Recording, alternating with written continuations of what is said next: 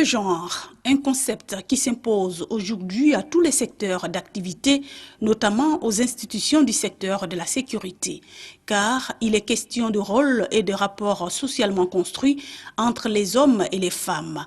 Il se présente ainsi comme un outil de développement. C'est pourquoi, au sortir de 10 années de crise militaro-politique qui a ébranlé les forces armées de sécurité ivoiriennes, la Côte d'Ivoire s'est engagée à réformer les institutions du secteur de la sécurité en créant le Conseil national de sécurité CNS le 6 avril 2012.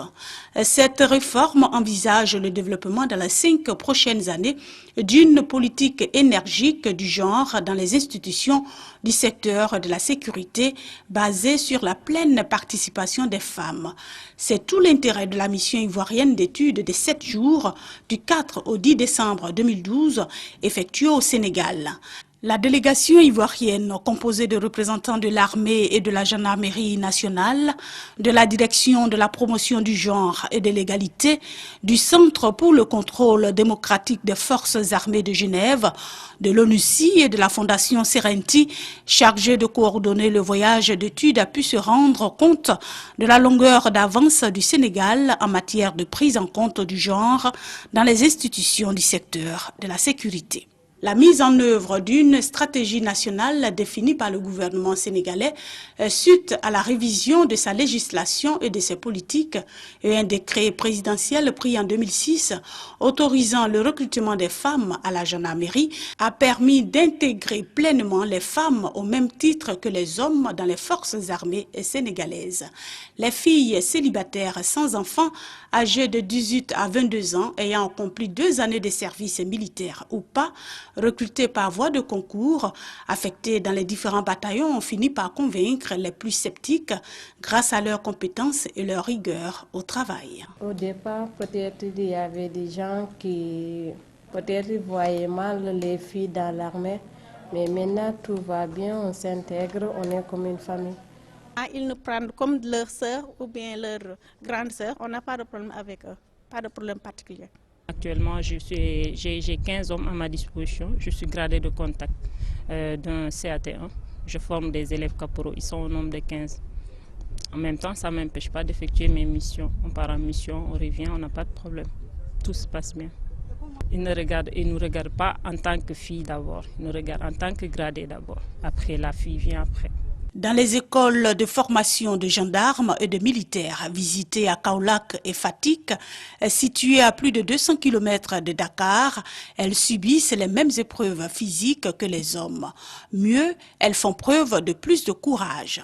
Si à l'école on n'a pas vraiment de difficultés par rapport à l'intégration des filles à la formation, ils font tous la même chose. Et j'avoue que c'est l'un de mes points de satisfaction.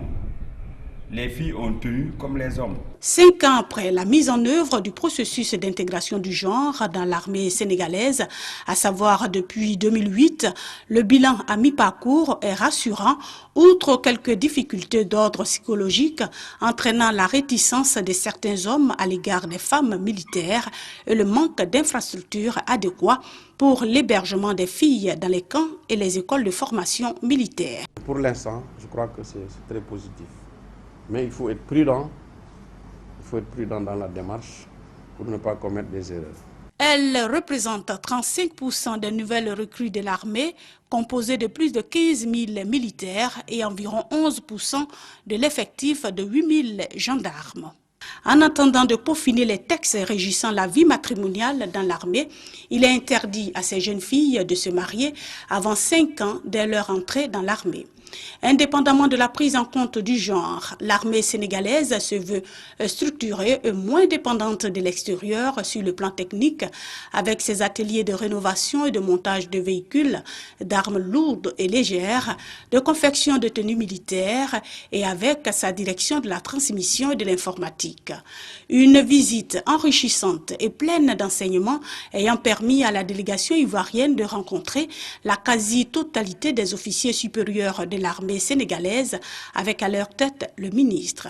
Aujourd'hui, nous comptons au moins 15% d'officiers en santé militaire, d'officiers femmes. Donc c'est une expérience relativement jeune. Mais nous pensons que c'est possible de la réussir si on en a la volonté.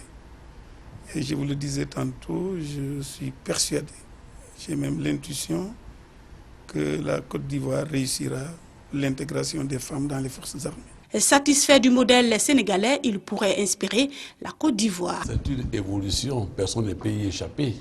Et je souhaite ardemment que notre pays s'ouvre sur l'intégration du genre. C'est déjà fait. C'est seulement à la gendarmerie où on est encore en train de mettre les pieds, mais ça va aller, on n'a pas le choix. Et je souhaite que ça aille très vite et très bien. Cependant, il convient de tenir compte de la sociologie et de la culture ivoirienne. Nous apprenons à partir d'expériences des autres, mais il faut tenir compte aussi du poids de la tradition, les mentalités, les croyances qui ont aussi leur valeur dans l'approche stratégique. Parce que ça ne sert à rien de caler un modèle qui ne tient pas en compte ses spécificités maison. Rappelons que la Côte d'Ivoire et le Sénégal ont admis les femmes dans l'armée dans le domaine de la santé depuis 1984. 24 ans après, c'est-à-dire depuis 2008, la gendarmerie sénégalaise a ouvert ses portes aux filles. Alors, qu'est-ce qui retient la Côte d'Ivoire ?